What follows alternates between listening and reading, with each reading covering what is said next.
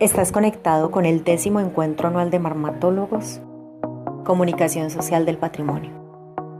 Hoy vamos a hablar de la tapia pisada, una técnica constructiva vernácula que debe ser protegida. Pero para nosotros entender un poco el tema que nos aqueja hoy, primero debemos conocer una definición sencilla sobre qué es la arquitectura vernácula. Y resulta que es aquella que surge a partir de la necesidad que tenía el ser humano para construir su vivienda. Luego empieza a tener una estrecha relación con el entorno porque necesitaba solucionar sus necesidades habitacionales, y entonces encuentra en la naturaleza de su región la posibilidad de utilizar materiales locales para poder construir su vivienda. Por tanto, cada región produce un material diferente, y esto es lo que hace que esas formas de construcción sean autóctonas y auténticas y con materiales locales de dicha región.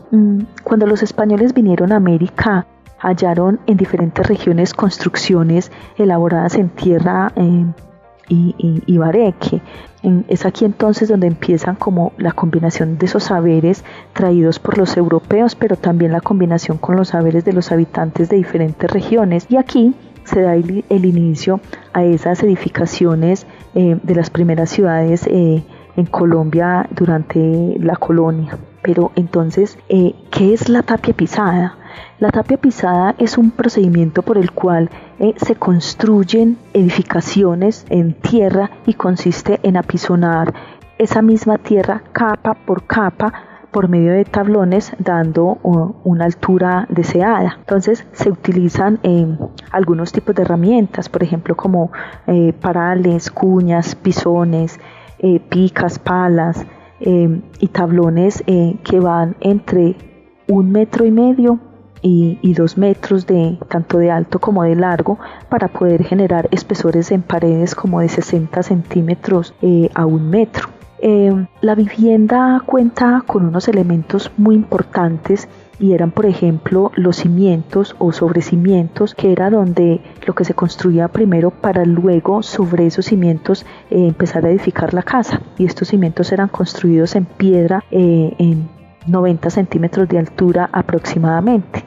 La tierra se escogía de la región, y luego se empezaba la construcción de la vivienda, donde se hacían puertas enormes de madera y una estructura en techo en guadua a 2 aguas, donde sobre esa estructura se ponían las tejas de barro y se construían grandes voladizos que eran aproximadamente 50 centímetros. La tapia como material, por ejemplo, posee una buena capacidad para almacenar frío, pero también calor. O sea, mantiene una temperatura relativamente estable en su interior. Por eso hoy vemos que estas edificaciones en tapia son de gran altura y también son relativamente muy frescas. Durante esta construcción de la tapia o de las viviendas se hacían unos orificios pequeños verticales en las paredes con el fin de evacuar el agua en caso de lluvia extrema, y también permitir la circulación de aire. Dentro del marco legal, por ejemplo, la tapia no está reconocida como material estructural, pero a pesar de eso, la legislación, digamos, en un decreto que es el 2113 del 2019, hace una modificación parcial y hace la salvedad que esta norma solo es aplicable para la vivienda ya existente, o sea que hay que tener cierta protección. Los cronistas mencionan que los primeros pobladores de Marmato fueron indígenas cartamas, y entonces luego ellos empezaron a hacer como la construcción de sus viviendas con materiales propios de la ciudad. Ya en 1598 se traen los primeros esclavos a Marmato, y por esta razón la vereda del Llano hoy juega un papel trascendental, ya que fue un lugar de residencia de estos esclavos durante la colonia. Entonces estos esclavos eran propiedad de doña Ana Castro, una de las propietarias de las minas más digamos influyentes de la época. Entonces estos negros, pues cansados de todos estos maltratos y humillaciones, decidieron abandonar estas jornadas de las minas y se dedicaron a lo que hoy se llama el barequeo. Entonces fueron allí donde migraron para veredas, por ejemplo, como el Chandía y el Llano, y hoy en el Llano es un sector reconocido, por ejemplo, Guayabito, donde se conserva parte de los ritos y de estos bailes.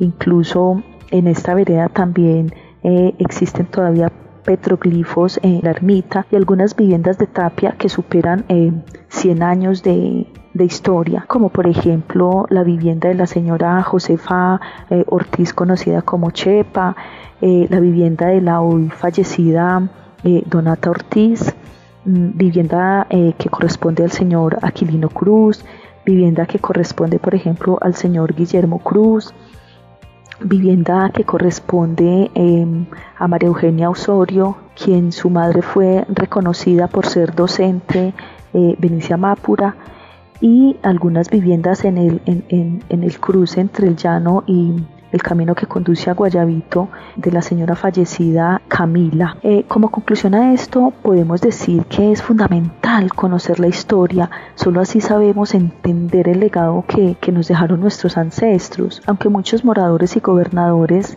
desconozcan los sistemas constructivos de la tierra, esta técnica forma parte de nuestra cultura ancestral y por eso se hace necesario apoyar esta conservación. La tapia como técnica constructiva ancestral no ha desaparecido, por el contrario, se hace, un llamado a su reconocimiento y conservación. Nos despedimos entonces con esta pequeña reseña donde hacemos un recorrido y reconocimiento a nuestra cultura ancestral, demostrando con ello que nuestra arquitectura vernácula no ha quedado rezagada, ni tampoco opacada por estos sistemas de industrialización y que por el contrario hoy nos acoge más a escenarios utilizados por este dicho material. Muchísimas gracias.